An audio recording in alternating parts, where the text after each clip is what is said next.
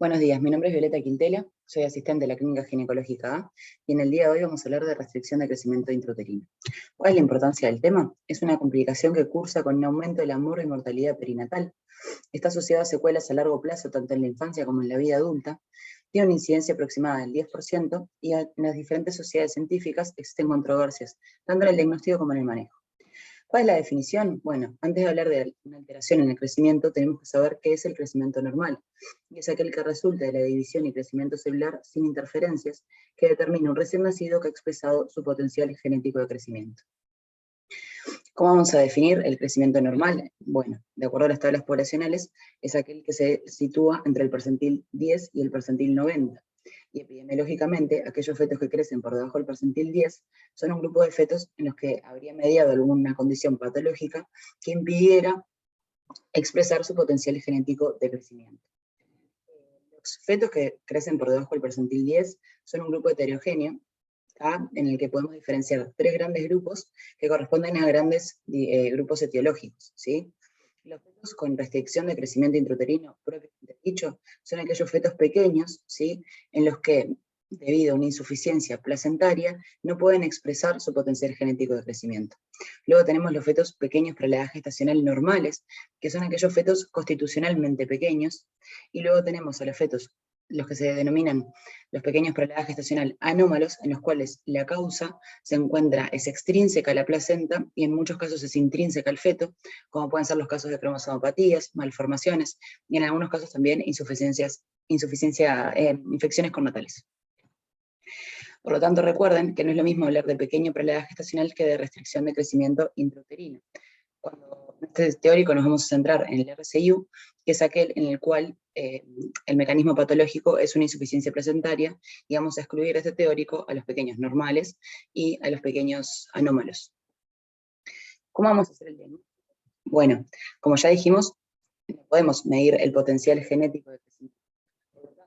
Vamos a, primero, mediante parámetros ecobiométricos, estimar el peso fetal, y luego vamos a correlacionarlo con tablas percentilares para la edad gestacional y para el sexo que nos permitan situarlo dentro de los percentiles. Los criterios diagnósticos aceptados son la presencia de un peso fetal estimado y o un perímetro abdominal por debajo del percentil 10 para la edad gestacional, que se acompaña de signos de compromiso fetal, alteraciones en la circulación fetoplacentaria que los vamos a evidenciar en el Doppler, ¿sí? Estos son el aumento de la resistencia de las arterias uterinas y de las umbilicales, la disminución del IP de la cerebral media menor al percentil 5, y alteraciones en la relación índice cerebroplacentario, es decir, la relación entre la cerebral media y las arterias umbilicales por debajo del percentil 5. Aquellos fetos que crecen por debajo del percentil 3 se consideran afectaciones tan graves del crecimiento fetal que tienen un riesgo aumentado intrínseco, por lo que solo con la alteración del peso podemos hacer diagnóstico de RCIU. Los que se encuentran entre el percentil 3 y 10 tienen que acompañarse de alteraciones en el Doppler para hacer el diagnóstico. Otro criterio diagnóstico que tiene la limitante de que sería ideal hacerlo por el mismo ecografista, es la caída mayor a 2 cuartiles en el percentil del perímetro abdominal o del peso fetal estimado. Tiene la limitante que pueden haber diferencias interobservador.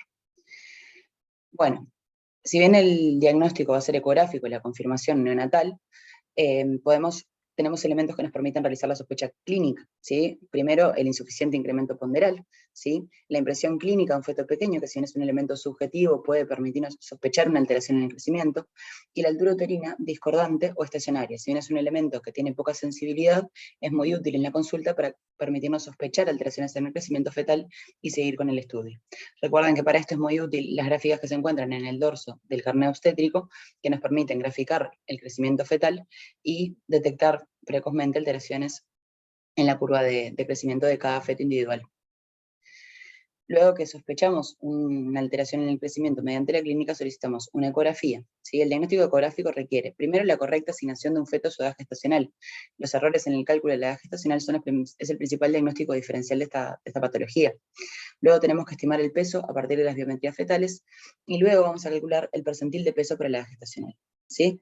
Para el cálculo de la edad gestacional tenemos elementos clínicos y paraclínicos, y entre ellos contamos con la ecografía, ¿sí? Recuerden que a medida que avanza la edad gestacional de la primera ecografía, tenemos mayor dispersión, ¿sí? Acá una tabla para para guiar más o menos cuál es los días de dispersión, de acuerdo a la edad gestacional de la primera ecografía. Luego tenemos el cálculo del peso fetal estimado. Para esto usamos algoritmos que utilizan el diámetro biparietal, el perímetro cefálico, el perímetro abdominal y la longitud femoral. Este algoritmo se denomina Hadlock-2, y si los perímetros cefálicos no son valorables, se puede utilizar el Hadlock-1, que toma en cuenta la longitud femoral y el perímetro abdominal. Tenemos tablas que nos permiten estimar el peso, y hoy en día tenemos calculadoras que son de muy fácil acceso, que nos permiten introducir los parámetros ecobiométricos y calcular el peso fetal estimado. Bien, ¿cómo vamos a calcular el percentil de peso para la edad gestacional? Tenemos gráficas poblacionales que nos permiten valorar el crecimiento, ¿sí?, que establecen el percentil 10 y el percentil 90 para cada edad gestacional, para cada sexo, y en embarazos únicos. Esto es importante. Los embarazos gemelares tienen sus propias tablas de crecimiento, y también tenemos estas mismas calculadoras que nos permiten estimar el peso fetal estimado para la edad gestacional y el sexo del feto, y esto nos va a arrojar el percentil, ¿sí? Una vez que identificamos a los fetos que crecen entre un percentil 3 y 10, debemos valorar la circulación fetal, ¿sí? Lo que ya hablamos es que la restricción de crecimiento intrauterina, que vamos a centrarnos hoy, son determinados por insuficiencias placentarias, ¿sí? La insuficiencia placentaria va a producir un aumento de la resistencia placentaria, y esto se traduce en la ecografía Doppler, ¿sí? La ecografía Doppler es un estudio no invasivo, ecográfico, ¿sí?, que nos permite medir los flujos en las principales arterias y en la circulación placentaria y fetal, ¿sí? Bien.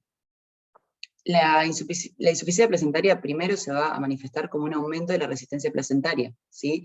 Y en el Doppler esto se va a traducir en un aumento de la pulsatilidad de la arteria umbilical, que es lo que van a ver en la primera fila, ¿sí? Una arteria umbilical, que son flujos habitualmente de baja resistencia, aumenta su resistencia, y esto se traduce en aumento del IP, y es patológico cuando aumenta por encima del percentil 95. Esto determina el aumento de la resistencia placentaria, determina un menor corte y va a poner en marcha mecanismos de adaptación hemodinámicos para mantener la perfusión, sobre todo de los órganos nobles, como el cerebro, corazón y glándulas suprarrenales, ¿sí? Este proceso de adaptación hemodinámica genera la vasodilatación de la arteria cerebral media. Este es uno de los vasos que se estudia y que traducen lo que se llama la redistribución de flujo hacia los órganos nobles. ¿Qué va a pasar con la cerebral media? Se va a vasodilatar para que llegue más sangre. Entonces lo vamos a ver como una disminución en el índice de pulsatilidad, que es patológico cuando se encuentra por debajo del percentil 5, que es la segunda onda que ven en esta gráfica. Es importante destacar que el flujo en la arteria umbilical va a tener un aumento de la resistencia creciente, que puede determinar en estadios más avanzados la ausencia de flujo en diástole, que es la segunda imagen que ven acá, e incluso puede determinar en algunas ocasiones la presencia de un flujo reverso, ¿sí? Si la hipoxia crónica llegara a persistir y a sobrepasar los mecanismos de adaptación fetal, se va a desencadenar la acidosis metabólica, que provoca la destrucción de las fibras miocárdicas. Esta situación condiciona una disminución de la distensibilidad del miocárdico, ¿sí? Y se va a manifestar en el Doppler en un aumento de la pulsatilidad de los flujos venosos. La alteración del ducto venoso ocurre en las últimas fases del deterioro fetal, por lo que se considera un marcador agudo de descompensación fetal, es decir, cuando se sobrepasaron sus mecanismos de adaptación. El ducto venoso también presenta una afectación progresiva, ¿sí?, que va desde el aumento de la pulsatilidad hasta la ausencia de la diástole, y luego el flujo reverso en diástole, que es un estado de descompensación aguda, ¿sí?, que nos están traduciendo la acidosis del feto, que de no tomar una conducta, podrían determinar incluso la muerte fetal, ¿sí? Otros parámetros que podemos ver es la disminución del índice líquido amniótico. Yo les dije que la arteria cerebral media se vasodilata para favorecer el flujo hacia los órganos nobles. Los riñones quedan por fuera de esta distribución, se produce una vasoconstricción que disminuye el filtrado glomerular y va a disminuir la producción de la orina fetal, lo que va a determinar la presencia de oligoamnios, ¿sí?, que se ve a lo largo de todo el deterioro. Y luego tenemos las alteraciones en el cardiotocograma basal, que son tardías, ¿sí?, porque traducen acidosis y descompensación en el feto. Esta cascada bien establecida nos permite, es bien conocida y está sobre todo descripta para los RCIU precoces, aquellos que se presentan antes de las 32 semanas, como vamos a ver más adelante, ¿sí? Estas alteraciones fueron descriptas por la Clínica de Barcelona y determinan 4 estadios, ¿sí? El estadio 1, en el cual hay un aumento de las resistencias placentarias, es decir, hay elementos en el Doppler que nos permiten sospechar la presencia de insuficiencia placentaria. El estadio 2 es cuando el feto pone en marcha sus mecanismos de adaptación mediante la centralización del flujo, y esto lo vamos a ver con la vasodilatación de la arteria cerebral media.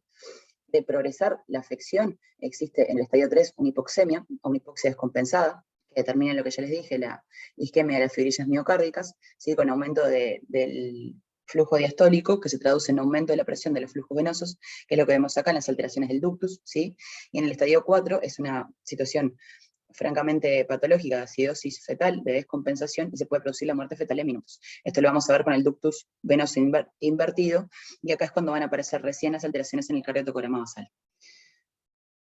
Esta es otra gráfica que intenta demostrar lo mismo en realidad, y es frente a la insuficiencia placentaria, el aumento de las resistencias placentarias, el feto pone en marcha primeros mecanismos de adaptación, con la disminución de la velocidad de crecimiento. Esto incluye la disminución del tejido adiposo, disminución de la actividad, son fetos que pueden moverse menos, ¿sí? Luego, al avanzar la insuficiencia placentaria, se produce liberación de hormonas del estrés, que eso es lo que determina la redistribución de flujo, ¿sí? Y el metabolismo anaerobio en los tejidos periféricos. Acá también empieza el oligómeos, y de progresar hacia la acidosis se comienza en un metabolismo anaerobio que libera radicales libres, eso genera acidosis en el feto y se puede producir la muerte fetal. ¿Cuál es el razonamiento diagnóstico que vamos a hacer? Frente a un feto que tiene un peso fetal estimado por debajo del percentil 10, que lo identificamos como, en principio podría tener un crecimiento alterado, vamos a valorar primero qué percentil tiene. Bueno, si está por debajo del 3, como ya dijimos, solo con el peso fetal alcanza para hacer diagnóstico de restricción de crecimiento. Si se encuentra entre el 3 y el 10, debemos solicitar un Doppler, que si tiene cualquiera de las alteraciones antes mencionadas, es decir, que traducen un feto que es pequeño por insuficiencia placentaria, vamos a hacer el diagnóstico de restricción de crecimiento intrauterino. Si el Doppler es normal, tenemos un feto que es pequeño para la edad gestacional, y debemos solicitar paraclínica para determinar si es un PEG normal o anómalo, ¿sí? ¿Qué paraclínica? Valoración estructural de elementos que nos hablan de cromosomopatías, infecciones connatales, malformaciones, y si está alterado es lo que llamamos un PEG anómalo, por causas extrínsecas a la placenta, que pueden ser las infecciones y pueden ser intrínsecas al feto.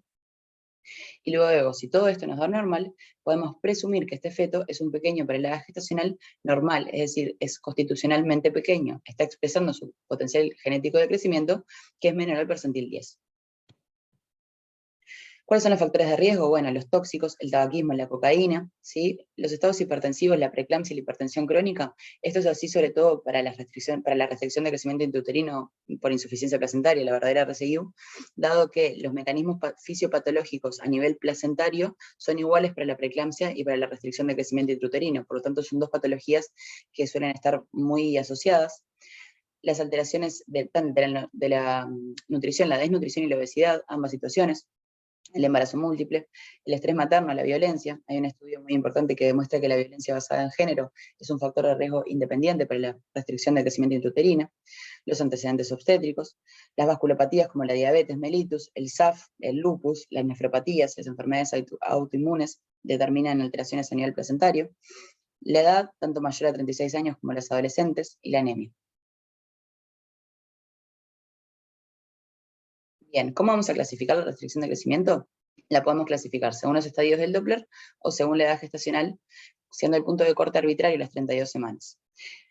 Los estadios, la clasificación que utilizamos hoy en día son estos estadios que les mencioné, que fueron propuestos por la Sociedad de la Clínica de Barcelona, ¿sí? Que los diferencian en 4 estadios de acuerdo a la alteración de la salud fetal, y esto nos va a orientar en nuestro razonamiento y en nuestra toma de decisiones.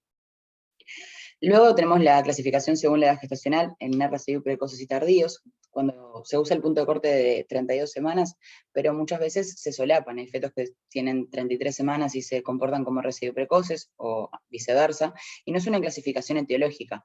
La etiología, en el fondo, es la misma, pero tienen ciertas características diferentes que nos permiten tener otro razonamiento diagnóstico frente a estas dos situaciones clínicas, ¿sí? La restricción precoz es aproximadamente el 20-30% de las restricciones de crecimiento intrauterino.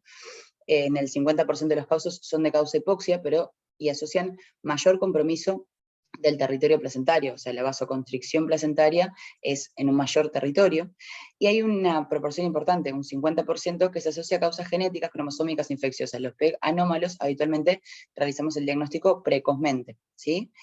Tienen una insuficiencia placentaria que es severa, hay una hipoxia crónica, pero que permite poner en marcha con más tiempo los mecanismos de adaptación, por lo tanto tienen mejor tolerancia a la hipoxia aguda, ¿sí? Y son los fetos que cumplen esta cascada que vimos anteriormente del estadio 1, 2, 3, 4. O sea, es bien predecible su comportamiento y eso nos permite, al predecir el comportamiento, tenerlo en cuenta para la toma de decisiones clínicas, ¿sí? Los RCIU tardíos son aquellos que se presentan en general luego de las 32 semanas, que son la mayoría.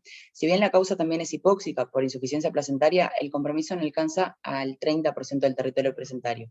No se sabe muy bien por qué se expresan más tardíamente en el embarazo.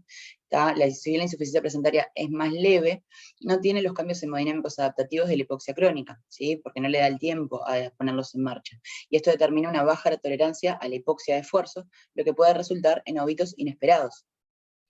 El Doppler en estos casos es un poco menos sensible, ¿sí? Porque rara vez presentan alteraciones en la arteria umbilical, y el elemento del Doppler que más nos sirve en estos casos es el índice cerebroplacentario, que mide la relación entre la arteria cerebral media y la arteria umbilical, que la alteración del índice cerebroplacentario es más precoz que la alteración individual de cada uno de sus componentes, ¿sí? Es un elemento importante para el diagnóstico.